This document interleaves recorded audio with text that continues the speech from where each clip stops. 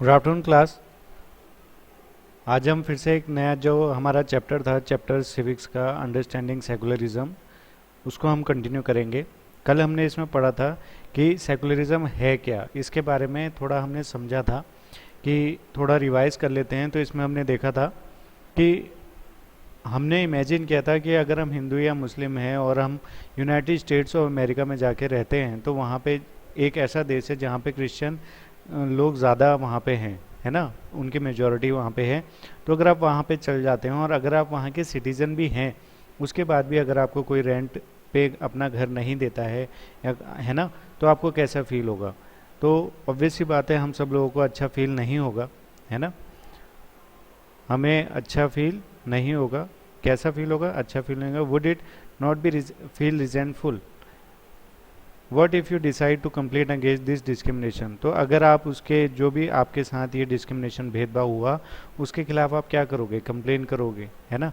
अगर आप करते हो तो जब भी इस तरह का गुस्सा आपके सामने आएगा, जब भी आपको एक गुस्सा आएगा, तो ये दो फॉर्म ले सकता है, ठीक है ना।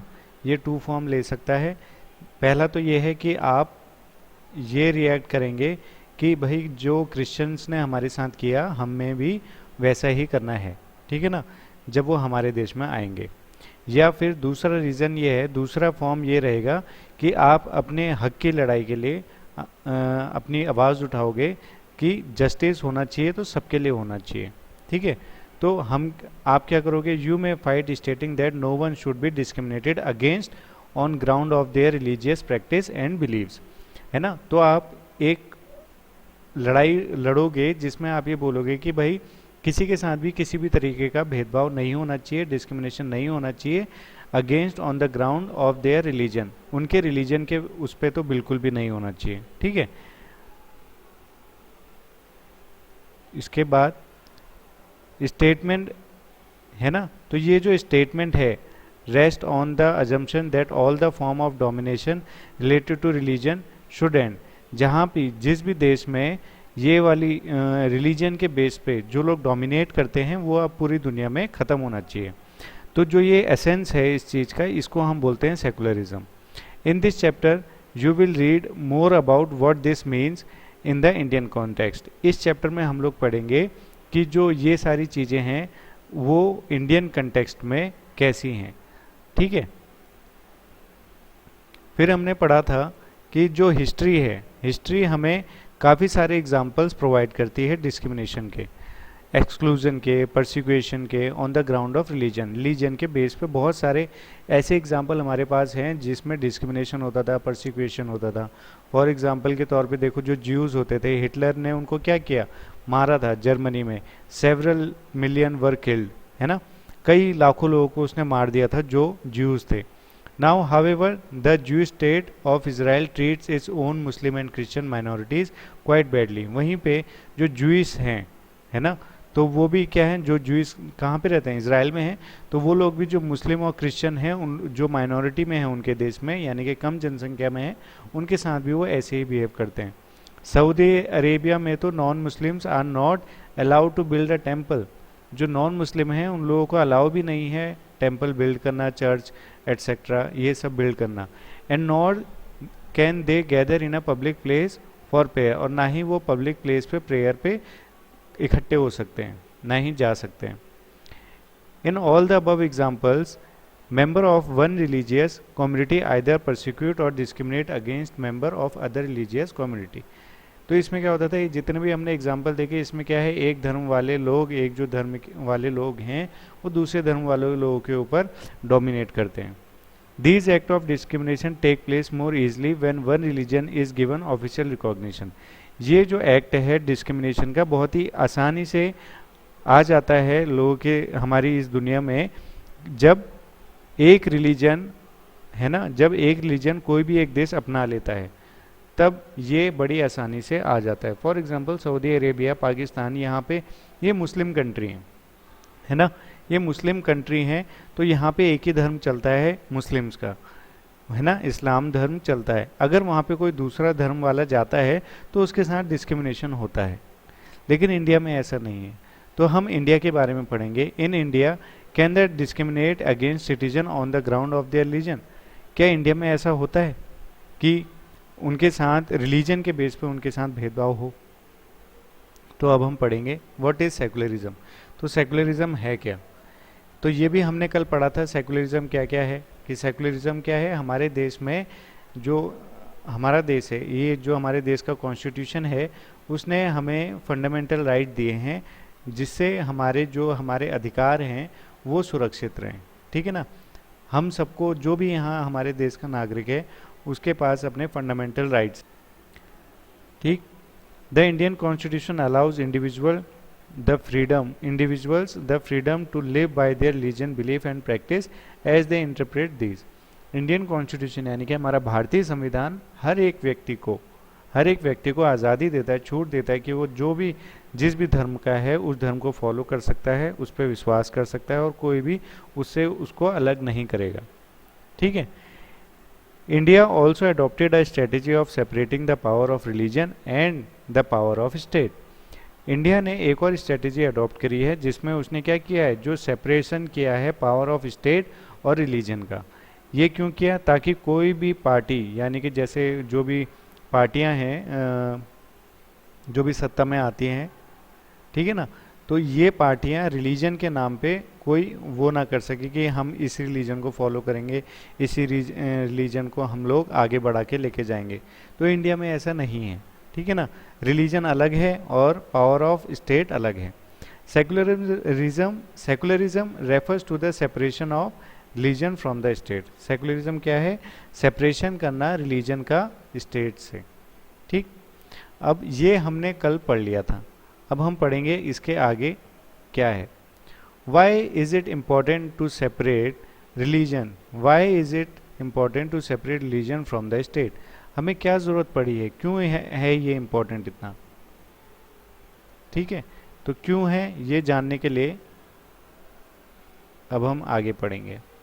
As we discussed above, the most important aspect of secularism is its separation of religion from the state. जो अभी तक हमने ऊपर डिस्कस किया उसमें सबसे मोस्ट इम्पॉर्टेंट आस्पेक्ट है सेकुलरिज्म का कि separation of religion from state power. जो स्टेट की पावर है उससे हम रिलीजन को सेपरेट कर देते हैं। ठीक है, this is important for a country to function democratically. ये ज़रूरी है, इम्पॉर्टेंट है किसी भी देश के लिए ताकि वो डेमोक्रेटिकली, है ना, स्वतंत्रता के साथ रह सके, डेमोक्रेटिकली रह सके, प्रॉपरली काम कर सके। नहीं तो डिक्टेटरशिप, आपको पता है पाकिस्तान है और हमारा ये सऊदी अरेबिया है ना, ये चाइना है, ये सब डिक्टेटरशिप में है। रशिया है, रशिया में भी डिक्टेटरशिप ही है एक तरीके से। तो डेमोक्रेटिकली हमारा देश जो है वो डेमोक्रेटिक है। ठीक है ना, यहाँ पे डेमोक्रेसी है। तो almost all the countries of the world will have more than one religious group living in them. Almost all countries, जितने भी हमारे देश हैं पूरी दुनिया में, उनमें एक धर्म से ज़्यादा लोग ही रहते हैं। ठीक है ना, जैसे इंडिया में तो हर धर्म के लोग हैं। ऐसे ही पाकिस्तान में जाओगे तो वहाँ भी हिंदू, मुस्लिम, सिख, ईसाई मिल जाते हैं। चाइना में भी मिल जाएंगे, है ना। तो आप किसी भी देश में चले जाओ पूरी दुनिया में, तो आपको वहाँ पे सिर्फ एक रिलीजन के लोग नहीं दिखेंगे, group of living in them. वहाँ पे अलग अलग धर्मों के लोग भी मिल के वहाँ पे रहते हैं। Within these religious group, इन सभी रिलीजियस ग्रुप के बीच में there will most likely be one group that is in a majority. तो जितने भी अलग अलग धर्म के लोग हैं, है ना, तो इनमें एक चीज़ होगी कि कोई एक ग्रुप की वहाँ पे मेजोरिटी होगी, जो वहाँ पे सबसे ज़्यादा होंगे। फॉर एग्जांपल, इंडिया में हिंदू सबसे ज़्यादा हैं, पाकिस्तान में मुस्लिम सबसे ज़्यादा हैं, अमेरिका में क्रिश्चियन सबसे ज़्यादा हैं, है ना, इज़राइल में ज्यूस सबसे ज़्यादा हैं। तो ये सब इस तरीके से हैं। तो ऐसे ही पूरी दुनिया में ऐसा कुछ नहीं है कि पूरी दुनिया में हर धर्म के लोग एक ही जगह पे हैं, ऐसा नहीं है। पूरी दुनिया में हर धर्म के लोग हर देश में रह रहे हैं, पर हर देश में कोई ना कोई एक ग्रुप ऐसा होगा जिसकी मेजॉरिटी होगी। जैसे अमेरिका में क्रिश्चियन सबसे ज़्यादा हैं, तो वहाँ पे क्रिश्चियंस की मेजॉरिटी ज़्यादा है बजाय कि और देश के और रिलीजन के लोगों के, है ना। If this majority religious group has access to state power, अगर इस ग्रुप को स्टेट पावर मिल जाती है, then it could quite easily use this power and financial resource to discriminate against and persecute person of another religion. तो अगर ऐसे group की, जैसे अमेरिका में क्रिश्चियंस लोग ज़्यादा हैं, और अगर उनको पावर मिल जाती है ना, उनको पावर मिल जाती है, उनकी सरकार वहाँ पे आ जाती है, तो वो जो दूसरे धर्म के लोग हैं उनको क्या करेंगे, डिस्क्रिमिनेट करना शुरू कर देंगे, उनको परसिक्यूट करना शुरू कर देंगे, है ना, ऑफ अदर रिलीजन। तो ये सारी चीज़ें हमें देखने के लिए मिलती हैं अगर जो पार्टी है, जो रिलीजन है, वहाँ के लोग जब पावर में आ जाते हैं। इसके बाद this tyranny of the majority could result in the discrimination, coercion at the time, even killing of the religious minorities.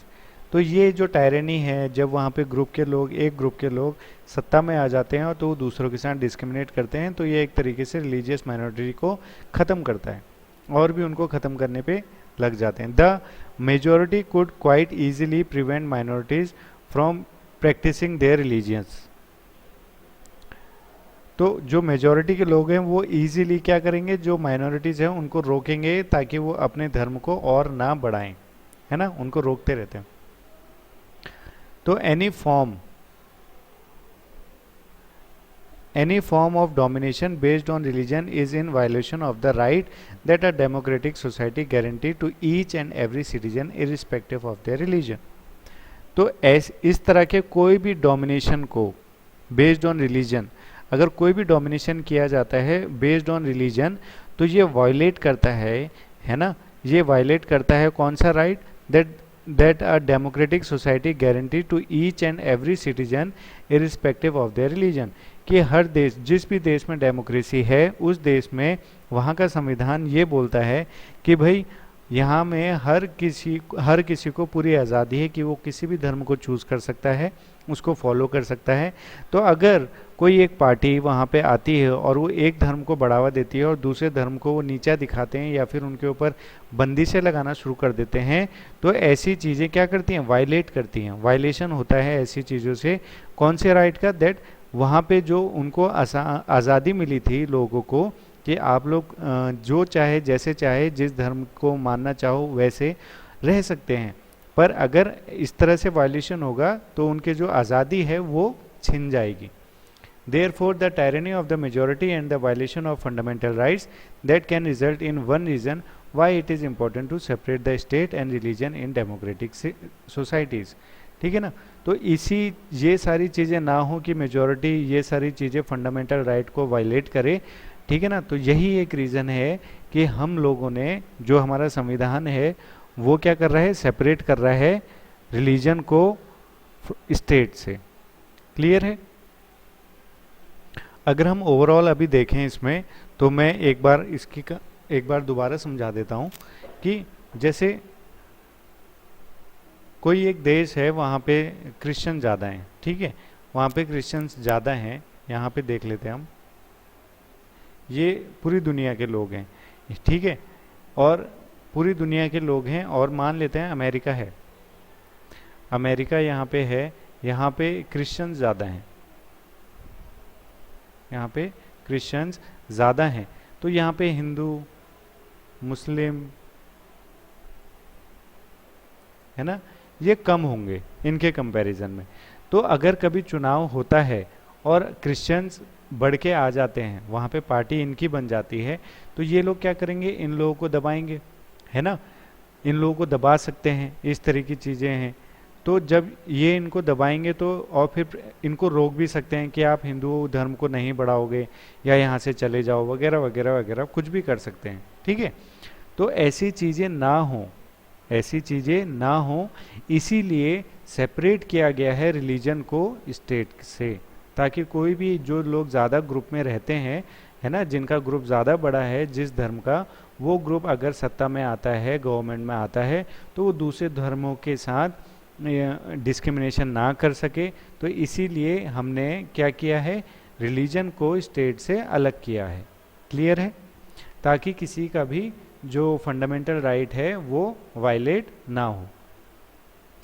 एक और रीज़न है, another reason that it is important to separate religion from the state in democratic societies is because we also need to protect freedom of individuals, है ना। एक another reason ये भी है कि डेमोक्रेटिक सोसाइटी में हमने इसको अलग इसलिए किया है क्योंकि we also need to protect, हमें प्रोटेक्ट करने है, सुरक्षा करनी है किसकी, हर एक इंडिविजुअल के फ्रीडम की, to exit from their religion, कि उसको वो धर्म छोड़ के जाना ना पड़े, ज़बरदस्ती कोई वो ना करें, है ना। We also need to protect the freedom of individual to exit from their religion, embrace another religion और have the freedom to interpret religious teaching differently. तो हमें प्रोटेक्ट करना है कि जो हम लोग अपने इंडिविजुअल, हर जो एक इंडिविजुअल है उसकी अपनी एक फ्रीडम है, वो जिस भी धर्म को मानता है उस धर्म को वो मानेगा। अगर वो उसको छोड़ना चाहता है, एग्जिट, ठीक है ना, अगर वो उसको छोड़ना चाहता है तो, और वो किसी दूसरे धर्म को में चूज़ करना चाहता है, किसी दूसरे धर्म को फॉलो करना चाहता है तो वो कर सकता है, ठीक है ना। और have the freedom to interpret the religious teaching differently, और उसके पास पूरी आज़ादी है कि वो रिलीजियस टीचिंग जो है, जो धार्मिक हमारी टीचिंग है, उनको इंटरप्रेट करके बता सकता है, ठीक है। तो ये सारी चीज़ें हैं, ये भी एक रीज़न है। अब क्या होता है, जो हिंदू है उसको बोलते हैं कि तुम हिंदू ही रहोगे और तुम मुस्लिम नहीं बन सकते, ठीक है ना, तुम मुस्लिम में कन्वर्ट नहीं होगे, तो जो हिंदू वाले लोग हैं वो इसको रोकते हैं कि आप नहीं जाओगे, नहीं जाओगे, ठीक है। लेकिन हमारे देश का संविधान ये कहता है कि कोई भी इंसान कोई सा भी धर्म चूज़ कर सकता है, उसको फॉलो कर सकता है, उसको बढ़ावा दे सकता है, और या फिर उसकी जो टीचिंग है उसको और अच्छे से समझा सकता है, ठीक है। तो यहाँ पे कोई बंदिशें नहीं हैं। अगर कोई बंदिशें होती हैं तो ये उसके क्या होगा, फ्रीडम ऑफ इंडिविजुअल जो हमको अधिकार दे रखा है हमारे संविधान ने, वो वायलेट हो जाएगा, ठीक है। तो ये सारी चीज़ें, फिर उसके बाद है to understand this point better, इस पॉइंट को हम और अच्छे से समझ सकते हैं कि let us take the practice of untouchability. Untouchability का जो होता था हमारे देश में कि छुआछूत की बीमारी है, ये इसको मत छुओ, ये दूसरे उसका है, तो ये सब ना हो, तो इसलिए हम क्या करते हैं, you might feel that you dislike this practice within Hinduism and therefore you want to try and reform it. तो ये हमारे हिंदुइज्म में फॉलो होती थी, तो हम क्या करते थे, इसको हम हटाने की कोशिश करी और हमने इसमें रिफॉर्म भी लाए। However if state power were in the hand of Hindus, अगर हिंदुओं के हाथ में ये सारी पावर होती जो सपोर्ट करते हैं अनटचेबिलिटी को, तो आप क्या सोचते हो कि अनटचेबिलिटी जो है ये चेंज हो पाता? नहीं हो पाता ना। अगर मान लेते हैं जो हमारे देश में हिंदुओं के बीच में जो छुआछूत थी, अनटचेबिलिटी का ये जो होता था हमारे देश में पहले, तो अगर हिंदुओं के पास ये पावर आ जाती, ठीक है, तो क्या वो इसको ख़त्म करने देते? नहीं करने देते। इसीलिए ये जो चीज़ें हैं, कोई एक धर्म अपनी सारी चीज़ें ज़बरदस्ती दूसरों के ऊपर ना थोपे, तो इसीलिए हमें ज़रूरत पड़ी क्या करने की, सेपरेट करने की रिलीजन को स्टेट से, ठीक है। तो आज हमने बेसिकली ये पढ़ा कि सेपरेट क्यों किया गया है रिलीजन को स्टेट से, तो ये हमने आज जाना, ठीक है। तो इसमें मोस्टली यही है, इसमें आज मैंने आपको 2 रीज़न बताए हैं जो हमने इसमें डिस्कस करे हैं। पहला तो ये है कि भाई अगर वो लोग चुनाव में जीत जाते हैं, प्रैक्टिस करते हैं, है ना, तो वो दूसरे धर्म के लोगों को बढ़ने नहीं देंगे, है ना, उनके साथ क्या करेंगे, डिस्क्रिमिनेशन करेंगे, और उनके फंडामेंटल जो राइट है उसका भी वायलेशन होगा। और कुछ रीज़न ये हैं कि इंडिविजुअल हैं, जैसे हिंदू हैं तो वो दूसरे धर्म को चूज़ करना चाहते हैं, मुस्लिम हैं तो वो हिंदू धर्म में आना चाहते हैं, तो वो भी ऐसी कोई रोक टोक नहीं होगी। तो ना हो ऐसा, इसलिए इनको अलग अलग किया गया है। इसमें एक और एग्जांपल बहुत अच्छे तरीके से समझाया गया कि जैसे अनटचेबिलिटी है वो हिंदुओं में ज़्यादा होती थी उस टाइम पे। अगर हिंदू पहले से सत्ता में रहते तो क्या ये आप मानते हो, सिर्फ अगर इस देश में सिर्फ और सिर्फ हिंदू ही रहते तो आप मानते हो कि ये अनटचेबिलिटी को ख़त्म नहीं होने देते? नहीं होने देते। क्यों? क्योंकि वो सब कट्टर होते हैं, वो सब ये मानते हैं कि नहीं हम लोग तो ये हमारे देश में ही है। लेकिन अब हमारा देश जो है वो बढ़ रहा है आगे, है ना। अब हम लोग मॉडर्न भी हो रहे हैं, हर चीज़ देख रहे हैं, हर चीज़ समझ रहे हैं, क्या सही है क्या गलत है, हर चीज़ को जांच परख कर ही बात करते हैं। तो ये सारी चीज़ें हैं जब हम लोग है ना। तो ये सारी चीज़ें जब हम लोग हर चीज़ देखते हैं, समझते हैं, उसके बाद हम डिसाइड करते हैं कि हमें क्या करना है। तो ऐसे ही यहाँ पे भी है कि if state power were in the hand of those Hindus who support untouchability, अगर कुछ हिंदू, जैसे हिंदू तो बहुत सारे हैं, उनमें से जो हिंदू सपोर्ट करते थे अनटचेबिलिटी को, तो आपको लगता है कि वो अनटचेबिलिटी को ख़त्म होने देते? नहीं होने देते। वो तो कहते कि नहीं, इसको ऐसे ही रहने दो। तो इसीलिए हमें ज़रूरत पड़ गई कि हम रिलीजन को स्टेट से अलग करें। ओके, तो आज के लिए बस इतना ही। आज आप इस चैप्टर को पढ़िएगा पूरा। यहाँ ये पेज है, पेज नंबर 20। इस पूरे पेज नंबर 20 को आप पढ़ना, समझना और कोशिश करना है जो यहाँ पे पॉइंट दिए गए हैं इनको अपने ओन वर्ड्स में एक्सप्रेस करने की। ठीक है, और कोई दिक्कत आएगी तो आप मुझसे पूछ सकते हैं। Thank you.